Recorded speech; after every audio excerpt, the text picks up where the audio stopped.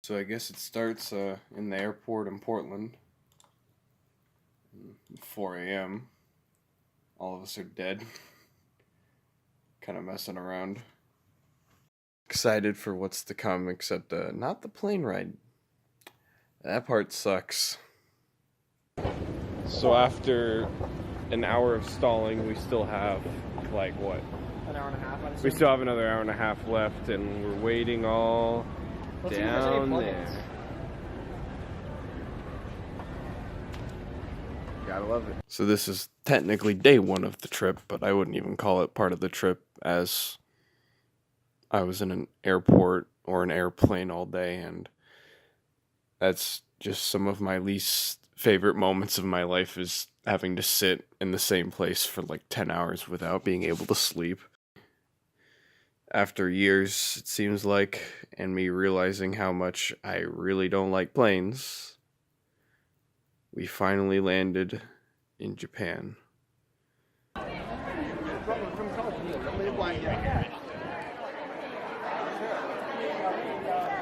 So the next day, because we didn't do anything that night besides eat and sleep, we visit the Ginza district of Tokyo.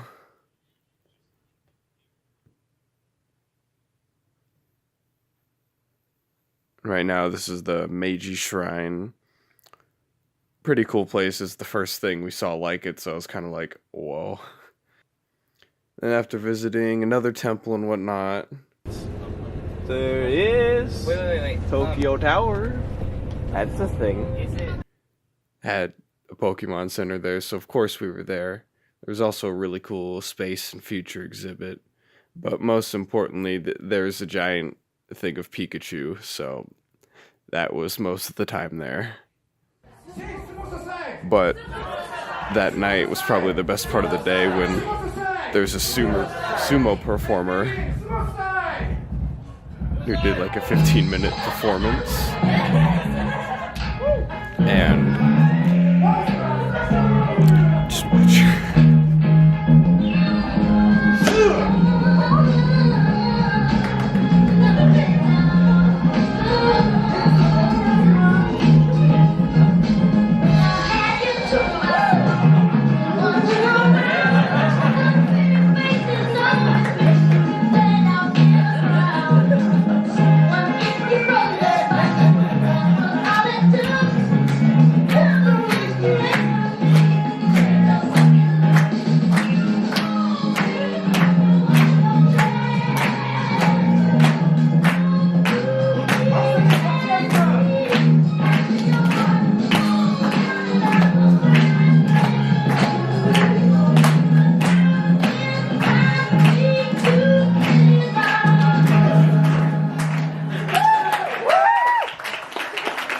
Sometimes. Greatly, he's pretty famous and has a good following on YouTube.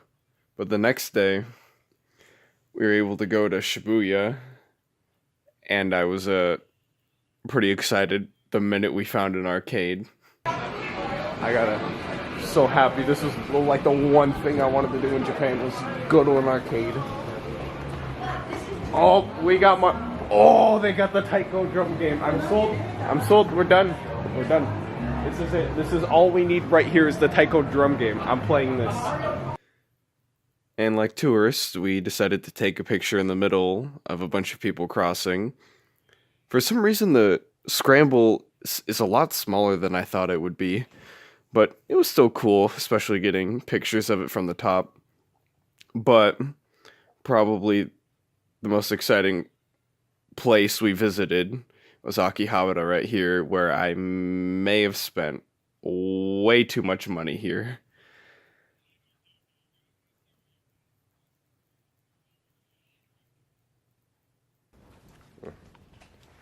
Even though we're wrapping up in the hotel room, we just have to let everyone know that every time you use this toilet and flush, you bless the rains down in Africa.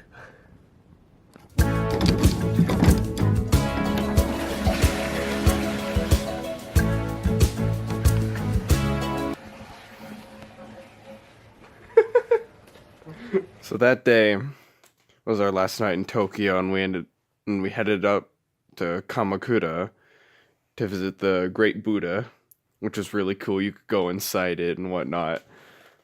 And we were also able, or that night, we went to Hakone, which had a really beautiful outlook on the city. And that was like a great view. And plus, there was a hot spring up there. So I was able to try that. That was really fun. Also, the Hamaguchi Shrine and like the gardens around it were also very beautiful. Forgot to mention that. And there's Hakone right here. Just a great view from the hotel, and gotta love translating. And also, it was a pretty fancy hotel, and we had to wear these. I'm forgetting the name because it's midnight.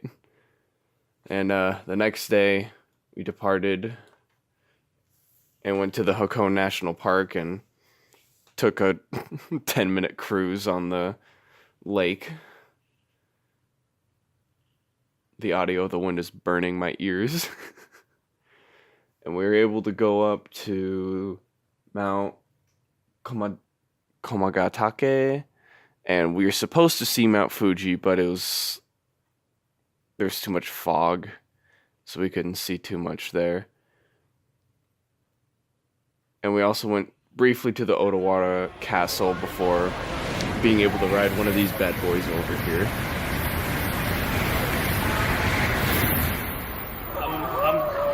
We're gonna be on that.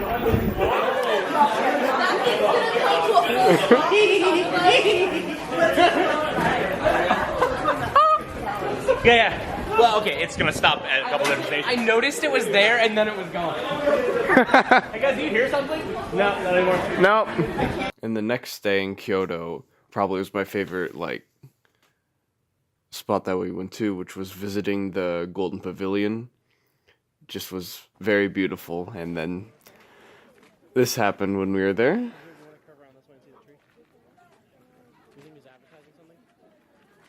He's recording himself. That's all I know. Overall, just the entire surrounding area was a beautiful place.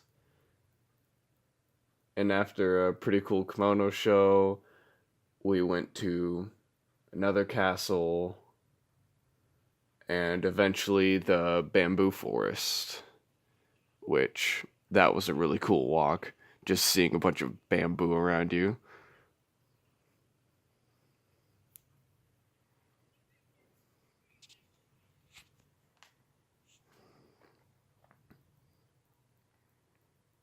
Just try to get a nice still, but I'm tired and I didn't want to go through all the photos.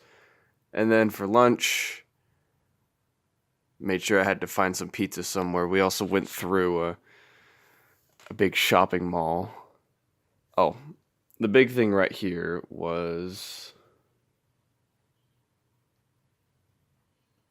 Why does it not say it on the thing? Come on, you're killing me.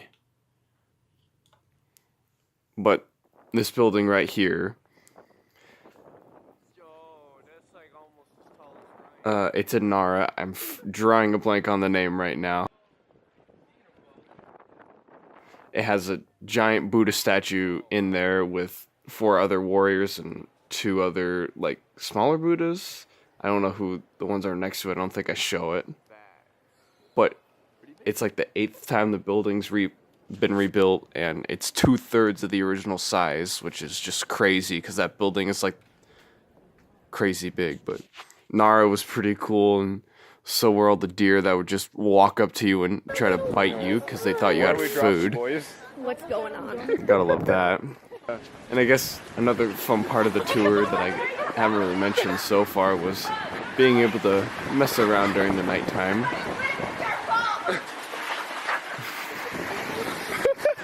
Which we did basically every night besides the night we landed. And soon as we expected it, the next morning we visited one more area and departed for home. There's all the stuff I bought, but overall going to Japan was an amazing experience. I already want to go back, and I've barely been back a week, and I don't know what else to say. It was an amazing experience.